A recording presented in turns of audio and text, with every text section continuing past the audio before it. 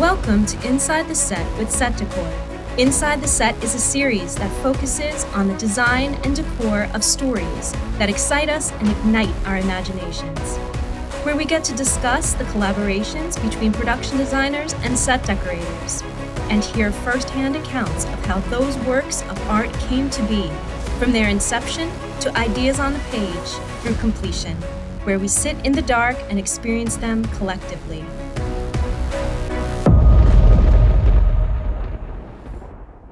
Welcome to Inside the Set with Set Decor.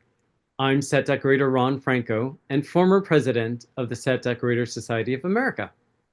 I'm here today to talk with members of the creative crew in charge of setting the tone of visuals for Hulu's long-running show, Only Murders in the Building. These creative individuals are set decorator Mila Khalevich SDSA and production designer Patrick Howe. The show won an SDSA award in 2023, and Patrick has won 2 Emmys for the show. All told, there are 70 wins and 301 various nominations for OMITB, as the insiders call it. The show is now on its 4th season and star-packed, and has announced the pickup of its 5th season. Welcome to both of you. Hi, thanks for having us. Hi, Ron. Welcome. So let's get started. So, Patrick, you have been on the show all seasons, is that correct? No, starting in season 2. Kurt Beach was the original production designer doing season 1, and then I took over starting season 2, and I've had a lot of fun doing seasons 2, 3, 4, and now we're almost finished filming season 5. Almost finished already. Well, it's an exciting show and a very colorful one. And Mila, you must have had a lot of fun with this season in particular. Yeah, I joined in season 4, and it took a minute to get into it with Patrick, but now I'm fully a member of the team. So Good. Had you worked together before, or is this the first time? that was our first time, season 4. Yeah, it was right. Mila is someone I had heard about for a long time, and we hadn't. It's like all my friends have worked with her. And it's like, when do I get to work with her? So, and then it worked out. That's wonderful. Well, you've come together and you have provided some very, very creative, beautiful eye information for us. The show is very fun, and each set has so much detail in it. So we're going to concentrate on 2 particular episodes for this season, I understand. And Patrick, do you want to start with your plan for the 2 particular episodes? Sure. In this season, the main part of the story was launching new characters that we had never seen before. But besides not seeing the characters, we were going to debut a new part of the Arconia building that we had never seen before. And so suddenly there's a West Tower, and there's, these neighbors that our regular trio of Charles, Mabel, and Oliver had never met any of these people because they're, in this separate tower, and they sort of kind of made a distinction of kind of upstairs, downstairs clientele or tenants of like, they sort of made a parallel to like as if renters and owners. And so these were renters in the West Tower. So it was a fun thing to work with some of this, with our same stages and some of the space that we had, and convert spaces into other people's apartments and have them look similar to the bones of the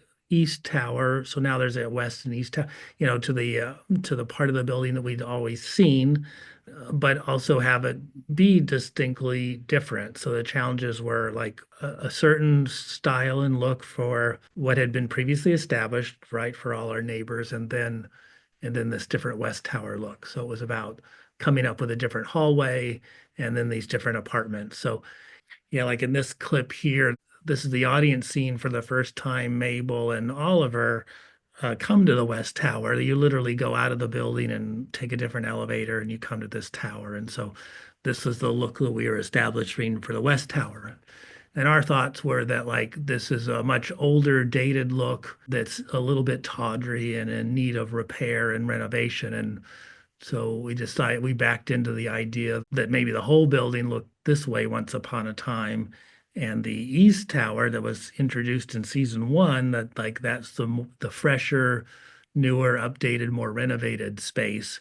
And here we're still seeing like the tenants are living with this much older version that was maybe like really hip in the 40s or 40s and 50s and 60s, and now maybe it's and now it's super tired. One of the characters, his name is Vince Fish, played by Richard Kind, and he was first nicknamed Stink Eye Joe because he's always wearing an eye patch with conjunctivitis. But we were able to come up with a lot of backstory for Vince Fish, and Mila was really able to go to town with that backstory and create all these layers. So we had a situation of having 4 different characters that were going to be introduced. And fortunately, it was okay for them to all have smaller apartments, or that we didn't need to see much of the apartment. So again, that is a challenge of decorating in a way where you really get a feel and a vibe for these characters, but in a fairly small space, like that they weren't going to devote camera time to go from room to room to room. So we're packing a lot into, single rooms, basically. It may be a small space, but it tells a real story. Your choice of wall coverings, the paint, the beautiful age to everything is amazing. Mila, your furniture, there's a couple of upholstered chairs that show a little bit of sunken in detail, like they have been there for years and years and years. I notice, I know that we always try to hide electrical cords on set, but the fact that people really don't hide them in real life, you've got a couple of electrical cords that are in view, and I love seeing that detail. Well, one of the directives I got from Patrick on one of our first days was, I want lots of little practicals, lots of little points of light everywhere. So I tried to give you as many as I could. And then he came in and he's like, I want more. So I added even more, and you can see them. They're everywhere. Just small little lamps and little sconces, and as many as I could get in there, I did. Yeah, for me, you can never have too many. And I don't know, we actually didn't ever count, but there could be up to 50 of them and, packed in everywhere. And because we do have a little kitchen and a little dining alcove and stuff, but I love the pings of light. And this was a time where Emil and I were working on trying to do a palette that was, I wanted to be fairly monochromatic with it. And I think there was a nice strength to that. So it's a lot of olive greens and dark gray and some ochre, and it's really not a very varied palette, yet it seems to come off pretty like rich and saturated, I think. It was very well done. I really enjoyed this apartment. Yeah, it's fun. Mila can speak to a lot of fun character details, but it's like, and with our showrunner, we kind of came across like, well, we feel like Vince Fish, he's probably he's a little geeky and professorial in a way. He probably has had a teaching career. He's probably the, Upper West Side historian, like preservationist, and is probably whatever, do things with the Preservation League and things like that. And so, and he certainly liked to collect, and it's established in story that he's a film buff, and several of these characters you find out all took the same film history course. And so it was plenty of opportunity to really pack in a lot of things. And we wanted it to be curated, but also sort of reflect his hobbies and interests. Well, it was very well done. And I see that there are a couple of cameras on the shelves, and, you could take from that what the story's about. And it's beautifully done, really beautifully done. Oh, thanks. And just a little note with the practicals. So for the viewing audience that doesn't know, a light fixture is considered a fixture or a practical. And nowadays we're essentially having to help the camera light the set. So that's really come into play lately. The lights that I like to design in might not be what the DP wants in terms of the color temperature or how it spills light or how it glows or whatever. But Mila's very patient, and we keep, trying to demo every fixture we can with the DP to get, his blessing, and we succeed some of the time. And Mila, as you know, the challenge with fewer and fewer incandescent light fixtures and light sources, it's become hard. It really becomes hard. Yeah, I mean, in some instances it's kind of impossible. And you try to push the envelope a little bit too, because, not all these new LEDs, like even if you're using them, are even dimmable. So it becomes even more of a challenge. But sometimes you got to insist on the look over the lighting, I guess. Yes. Even the challenge of Christmas light strands has been a real problem with everybody. Everybody wants original Christmas lights, and no, you're getting LED, and no, you're getting a bright spot. And it's really challenging the changing times on just electricity. Yeah, we really like to, if we had our way, we would pick everything as a vintage fixture. And yeah, here in the case of here, I think Mila, well, like we did have the okay to use some LED things here, right? Because it was so contemporary and in story, it sort of, Well, there was definitely a few that got nixed by yeah, the electric department once they couldn't get them to dim, but for the most part, they let it go.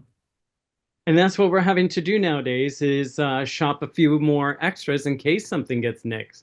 And you got to be prepared to put something else in its place. Right. yeah, Well, a lot of these trees nowadays, you get these Christmas trees and they come fully loaded with LED lights that you can't even turn on. And then you're adding old lights to new trees. Yeah, It's just a bizarre mix. yeah. Well, the detail in that particular set that we just passed is amazing. The snifter with the cotton ball Santa Claus with the candy in it, the battery operated Santa Claus behind the sofa. All of that detail is just so rich and tells such a great story. And I love Christmas. So there can never be enough Christmas in a Christmas scene like this. And you covered a lot of it. Each Christmas tree is differently themed. You have, pieces that would have been in somebody's front yard in the 70s. And this was a very, very fun set and crowded set with Christmas. yeah, there was a lot going on. And I let Mila and another decorator, Mila's assistant Carly, Carly's like, how about a train? I'm like, yes, where is it gonna go? So then it was just like working out. There's no more floors. The set is so small, there's no more floor space left, but that's okay. We'll make a shelf around the room, have the train and we'll just have travel above the doors. That's the only space left. I mean, there are a lot of original pieces in here, and you just hope when that camera moves and they reset the set that nothing gets broken because that happens on occasion too. Certainly does. Yes. Over a few episodes, you do wind up seeing the rest of the space and you sort of get an explanation of why the Christmas all the time guy is Christmas all the time, and you learn that he doesn't even like Christmas, and uh, but he's got his professional reasons of how it all came about. It also leads me to the question of you have all of these permanent sets, you're in them constantly, you're moving things around, and just the upkeep when you have a crew that gets a little tired and gets a little lazy with moving around.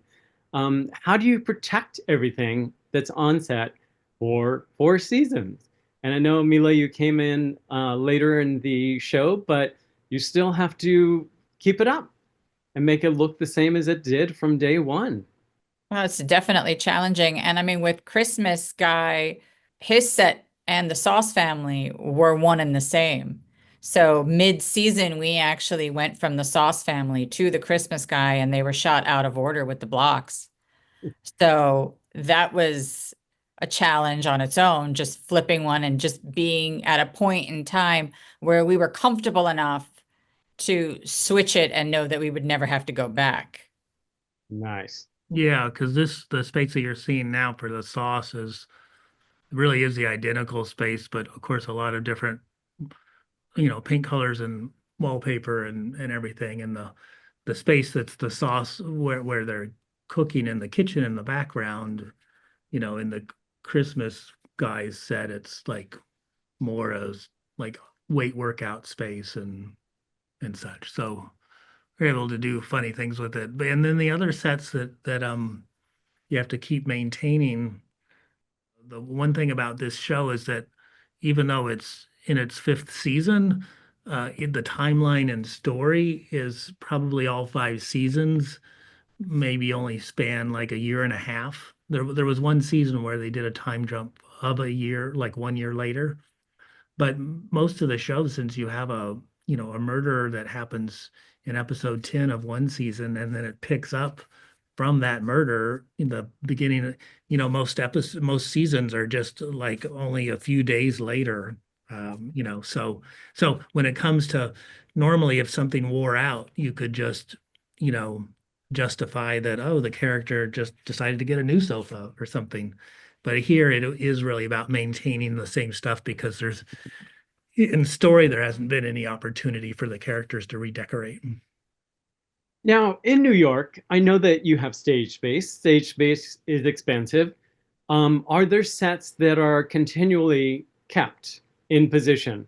You have your swing sets, obviously, that come in and out, but are there sets that stay for the whole season upright? Yeah, so far, the Charles's apartment and Oliver's apartment they have not moved. Well, but between one of the seasons, we needed to give up the stage to another production, but otherwise, they've definitely stayed up for the whole season and sometimes from season to season. So Well, that makes it easier. a little bit easier, yeah, that those stay up. And of course, I mean, no show has enough stage space or a big enough budget or whatever, no matter what it is. But we have had to do some sets that are smaller than I'd prefer, and trying to work in a lot of depth to things. And just to make it pleasant for a shooting crew and a DP to have more space, sometimes we can give it and sometimes not. Sometimes it's working in really, really tight spaces. Well, the detail that went into the two perm sets of the main characters, I was reading a couple of articles, and the thought process of all the detail going into them was so, so detailed. The wallpaper, the furniture that came from famous venues. It was very exciting to hear all that backstory on those two particular sets. And I know that the viewing audience really can't hone in to all of that detail, but when it's explained to you and you go back and see it over and over again, it's so exciting to think that somebody put that much thought process into the designing and decorating of these sets. Well, thank you for saying that. And I think if you don't do all that homework and come up with enough backstory to have these layers, then it can fall flat or something. And so it's sort of worth the effort, and it makes it a little more fun to sort of realize an entire history of a character. And we wind up trying to, just like you pack stuff in this on the screen in general, we might be trying to pack in 10, 20, 30 years of somebody's personality and behavior into the space. Yeah. Something like, well, even in Charles's apartment, that's very contemporary and stylish, and when it was introduced in season one, an effort made that it was clearly a renovated apartment compared to others, and that Charles, from his successful acting career, had money to do so. So we'd never been in a bathroom of his, and then now with his circumstance of finding Saz's ashes, getting them all over him, but wanting to save them.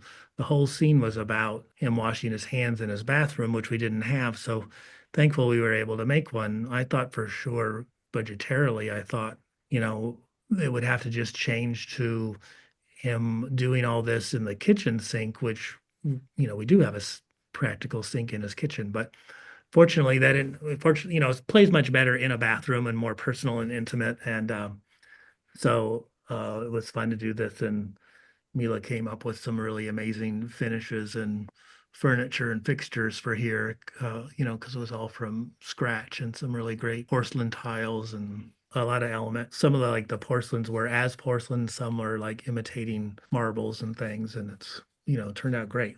And it kind of kept up with Charles's established, all these patterns, like, that on the floor. Thank God we had the real tiles on the floor, because it wasn't specifically scripted about, mopping up on, but this is Steve Martin doing what he does best, and, like just carrying an action through, and it becomes very convincing. Well, it's a very flawless tie-in. It really, really looks like it belongs. And who knew that you just added it season 4?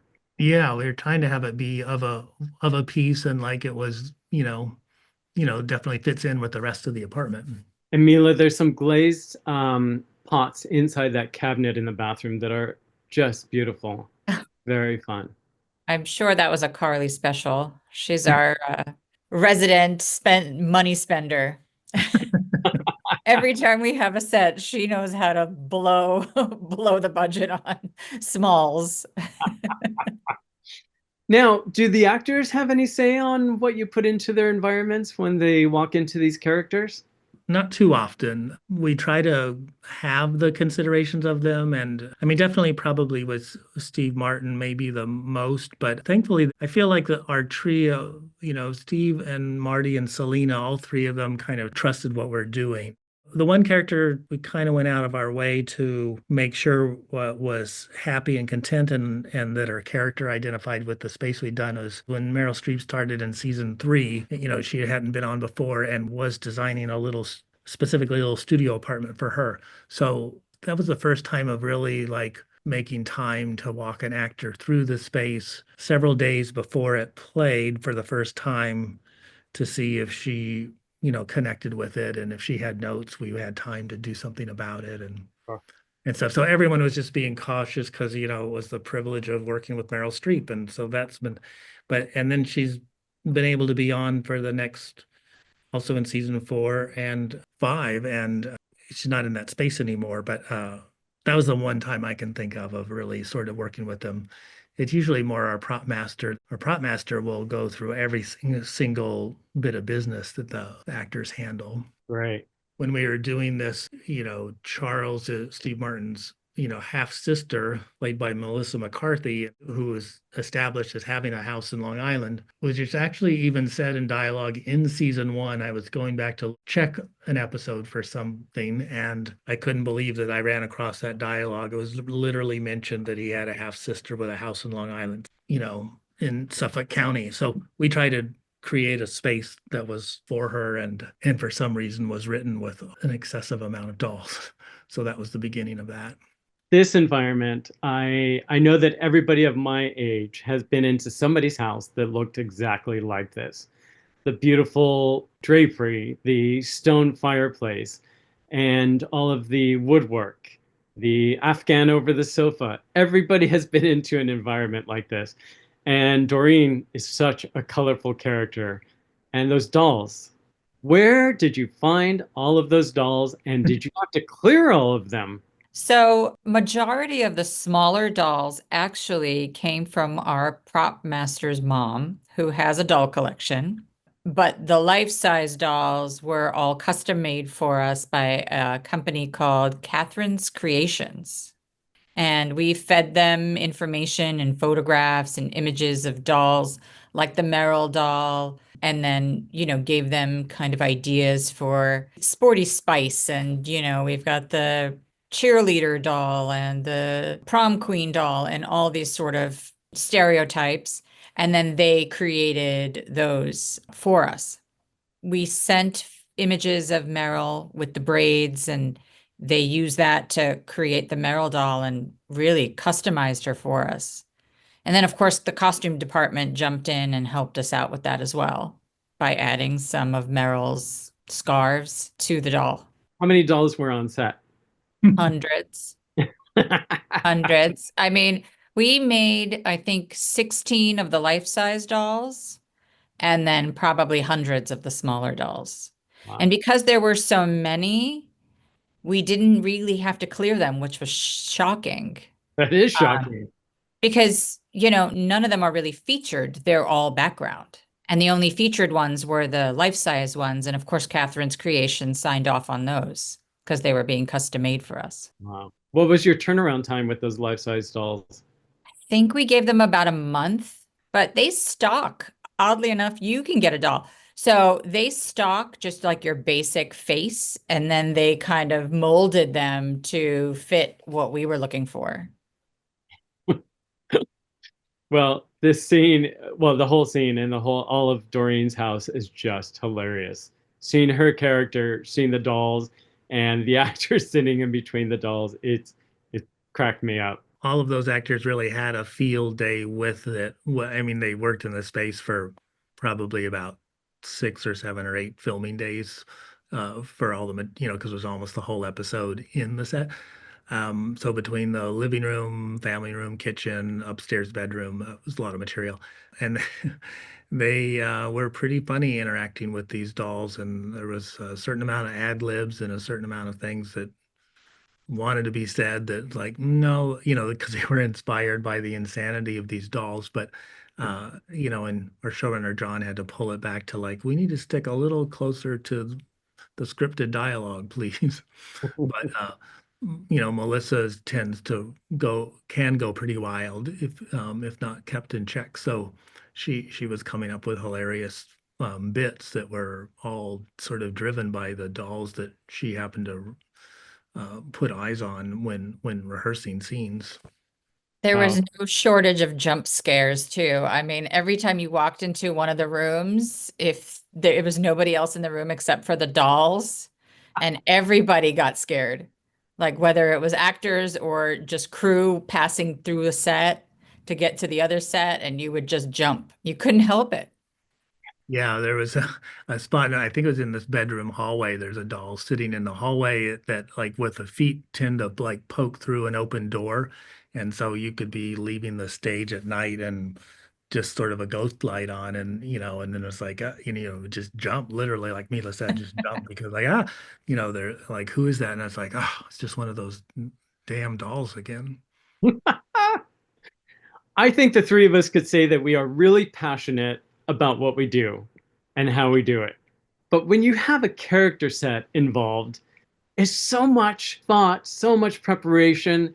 And then when you lay it all out and you dress it all in and they shoot it, it is just so rewarding to see that. And I know that a set like this, because you have so many smalls, you've created a beautiful environment and it really comes together well. Oh, good. I'm glad it reads well. This was definitely fun. And when first reading about it, it was sort of like, why, John? Why? What? What? What makes you come up with these things? It's like it's not like we don't have enough to do already, and now it's a house full of adult-sized dolls. And then you got to embrace these things, and it turns out it's fun every time. After you get over the initial like having to think about the challenge of it. What about the materials, Patrick? I see the fireplace, I see a lot of tile. Do you use real tile, real stone, or is some of it studio merchandise that you've used? Well, I think in this set, I mean, I don't want to say cultured something like that, but it's the real masonry used for like the rock fireplace and some of the flooring tiles and things, as opposed to like it's not, pulp art or vacuum form or something like that. But it's also not, actual stones dug up from the farmland. It's I forget, I don't know what you call that, Mila, but it's kind of Well, they were like half bricks. yeah, there's the brick veneers that are actually masonry, and then the stone where it's like the composite rock and things. So in on the right hand side of the one fireplace that divides the living room and kitchen, that's like the brick veneers, and that was choosing a color and a finish that came that way, and then having our dressers do those, and our dressers did the rock fireplace in the living room. It's the ones that are created out of the composite materials, but you're definitely cutting and chiseling the stone with the masonry tools to do it. And we had to make a huge wagon that could support all of that. And kind of, it has a ballast of uh, several, I don't know, 4 or 6, 55-gallon drums full of water as a ballast on the back side of the castered wagon to keep all of that in place because we were trying to build it in one shop and then roll it across the street to the stages. Yeah. Well, your painters did an amazing job because it looks very real, and that's why I had to ask. Yeah, Well, good. What set are we moving on to next? it's always a challenge actually to do an empty apartment and have those look real because you know as decorators some of the things we do like that really fills in the pieces and helps make a set look real. So this is scenery but without much decor, but just nailing these wallpapers and the minimal fixtures and the texture of all our finishes, radiator, everything Mila found a great floor that's an inlaid floor that we could buy in pieces and put together like a puzzle. And this is for a character named Dudenoff that in story his apartment was vacant. It was one of the neighbors of these other West Tower, one of the neighbors, and of course and that's where the Sauce family keeps their pigs. Don't It's a long story. Anyway, so yeah, a case of these vintage bathrooms and an almost empty apartment, other than just a few leftover elements, but definitely to look like somebody moved out, hasn't lived here in a long time. And Mila, I'm sure you'll agree that it is very difficult to tell a story with so few pieces of set dressing. Yes, we have Patrick laying out all of this beautiful chipped baseboard and the cracked paint that you could see that's been there for years and years and years, but getting that perfect refrigerator or those perfect sconces and the perfect mirror is What was the hardest was the disgusting mattress.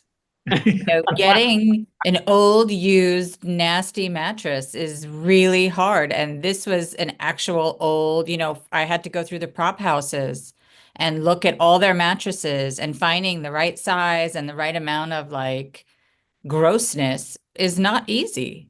No. Because, under all those period beds are regular Sealy Posturepedics. Yes. And people don't realize that you can't really find old mattresses. No. So that to me was like the hardest thing. And, they're like, we don't want any sheets on it. It should look abandoned. I'm like, okay, that's going to be tough. Yeah. But it was a great find. And Yeah. because normally you have to start with something brand new, and it's especially, they're just so much thinner and made out of different materials. And, it's great when you could use the real thing. And they're costly to make them from scratch, and sometimes you don't have enough time to do it. So that's a good find. Good for you. Yeah. Well, it tells a great story just with a few pieces of set dressing in it. And again, the fixtures, those are beautiful hand-picked fixtures. Very well done.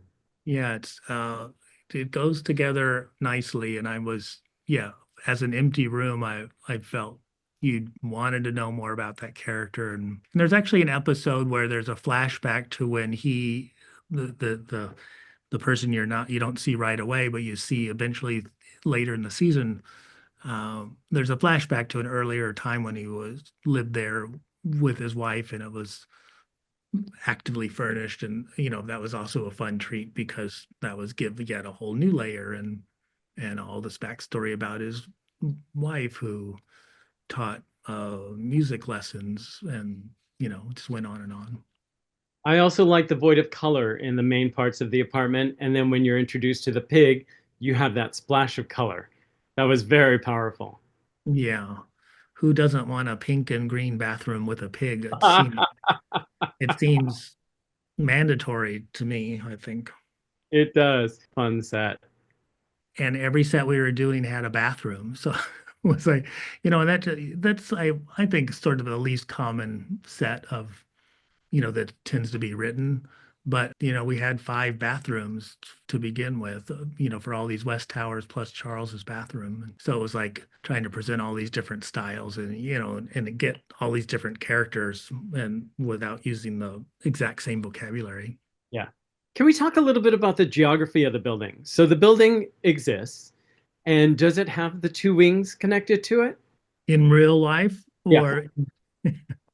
In real life, honestly, the location that's used is called the Bell Nord, and it's an apartment building that takes up almost the whole block from 86th Street to 87th Street and from Broadway to Amsterdam. But in real life, it is just one large building with the center courtyard and the 2 classic vaulted arches that take you from the street into the courtyard. But John really wanted to contrive this, basically this really like renters versus owners sensibility. I begged him for a long time, could we just not use the word tower, like, West Wing and East Wing, or, West and East something, but not tower, because we've established the building a million times and there's not really towers. But that's how it wound up. And, and we also, I think every show you ask for forgiveness of audience members about certain things, and hope they don't, obsess, or we want them to obsess on the right things, like how pretty things are or whatever, or, you know, or things that are character related, but maybe less so about some of the logistics of the real building. But we actually spend a lot of time trying to justify the geography of the building. And, you know, in the season after this one, there's a lot of action that happens in a lobby and the courtyard and the street and neighboring things and trying to make them all connect. In story, it's the building that keeps giving. You know, the Arconia is all constantly has more spaces that, you know, are being discovered even by the members that live there. So even in the following season, you'll see more places that we've never known about in the Arconia. How often do you film at the actual location? We really only use the outside of the building and occasionally the courtyard.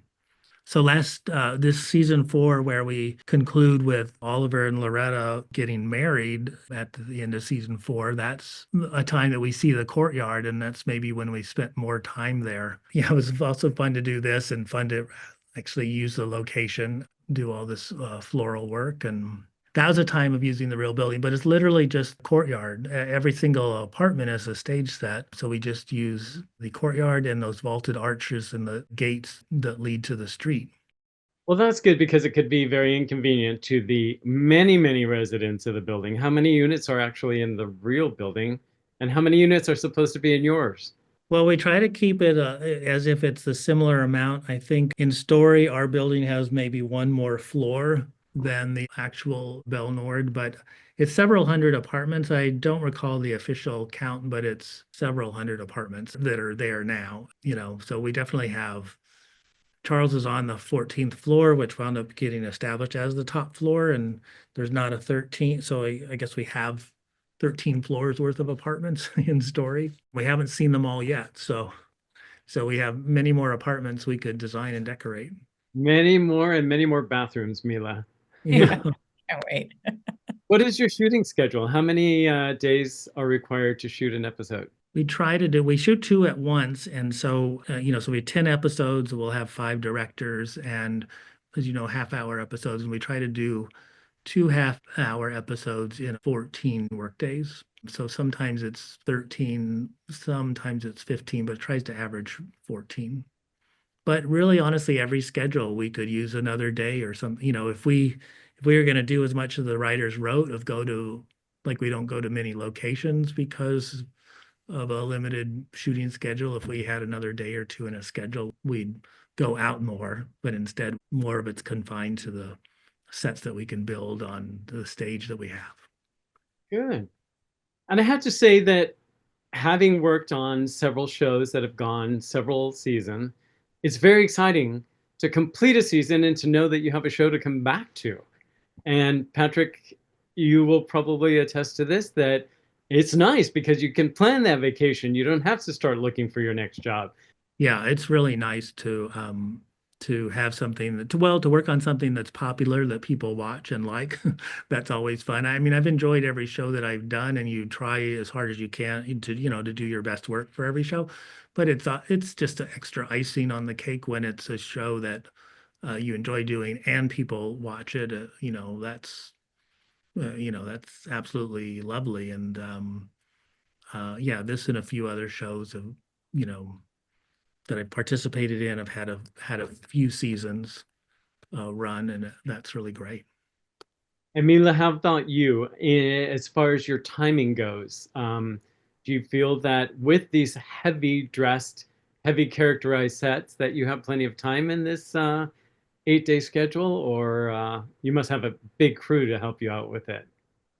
Well, I mean, we have a bigger crew than most, I feel like, but our showrunner is really great about giving us a lot of information at the beginning of the season to kind of give us a heads up on where the arc is going. So, you know, I'll start planning things on day 1 so that I know what to, so that I have things in motion pretty early on. So I never feel really that behind the 8 ball here. And I think a lot of that comes from having a lot of information in the beginning. That's always nice. Sure.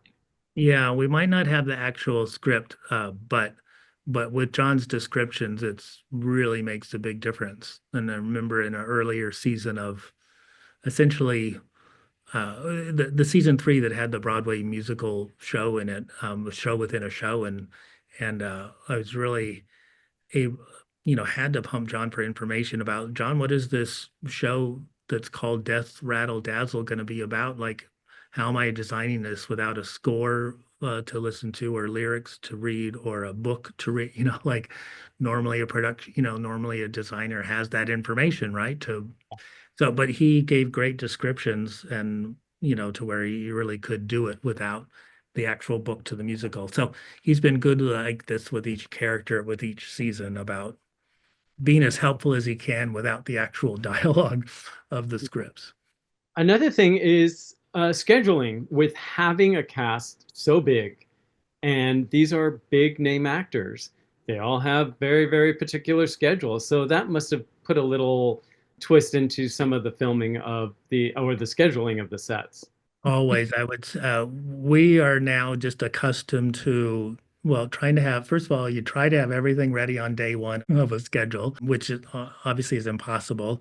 But just because a set's new, it's rarely going to be able to be at the end of a schedule, toward the end of a 14-day schedule. So invariably, new things wind up front, and that's just because it's actor availability 100% of the time driving everything. So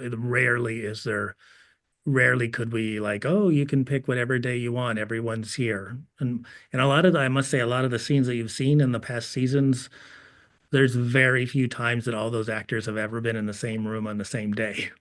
And so it makes the real director challenge of how they shoot the scenes and how the show's cut together, because, like you say, that the cast of big names with limited availability, I don't know that we've ever done a season with a scene with everybody in it, all the time. No, that's challenging for all of us and our schedules and our planning. And I would assume in New York too, because it has its challenges. Are you both native New Yorkers? I was actually born and raised in LA, but I've done all my professional work in New York for the last, don't want to say 40 years. It's been, it's been, but I started when I was 5. So that's all been out of New York. And Mila? Well, I was actually born in the Ukraine, but I came here as a child and I grew up in Brooklyn. So I don't know if you could tell by the accent, but I'm pretty native New Yorker. Well, good for you. I'm sure it's very different from working here in Los Angeles, but we all complete the same work, and we all love what we do. We have to love it. You have to. Yeah. You have to.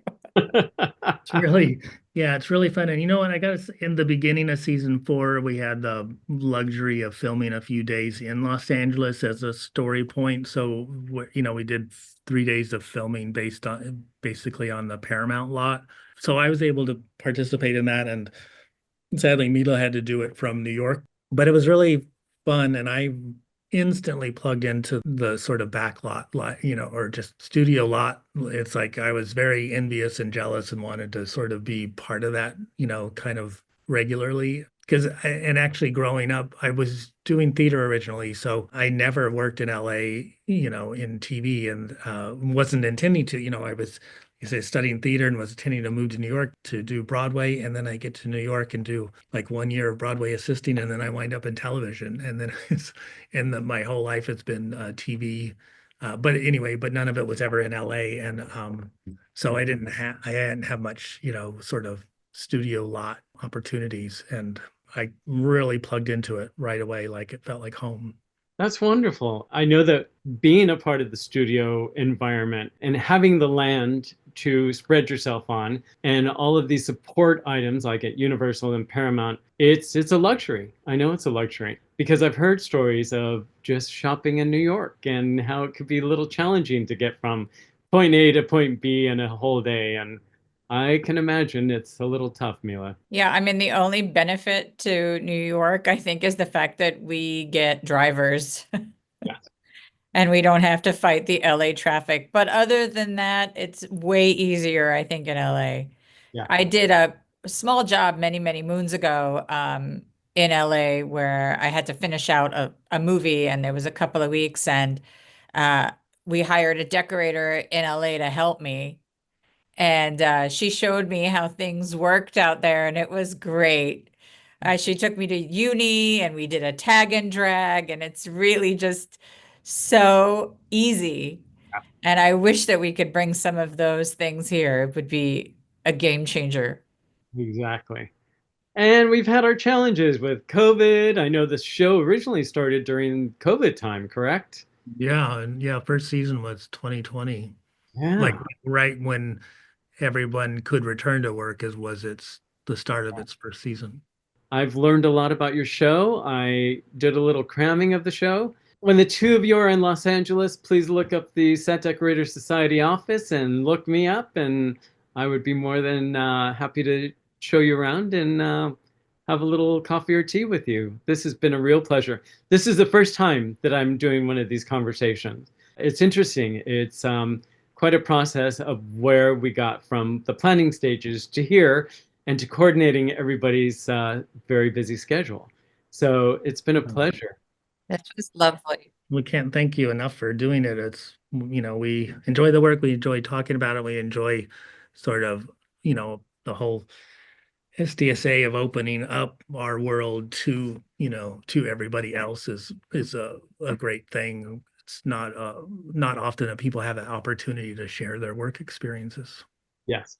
And for the viewing audience to have an insight of how we do what we do, I think that's the most enjoyable part of this. I've enjoyed bringing people to my sets when I've been on a show, and they can't watch it quite the same as they did before because they're looking at all those details that I pointed out to them on set. It's always very fun to have people come in to understand how we do what we do, and it's not always easy. No. What a great conversation with Mila and Patrick, representing Only Murders in the Building on Hulu. On behalf of Inside the Set with Set Decor, I want to thank both of you for this conversation. I wish you many, many more seasons on your very, very creative show. Ron, thank you so much. It's been a pleasure. We love talking with you. Thanks, Ron. Thank you. Have a great day. Okay. Thanks for joining us for this episode of Inside the Set with Set Decor. Don't forget to subscribe to our YouTube channel and visit our website, setdecor.com.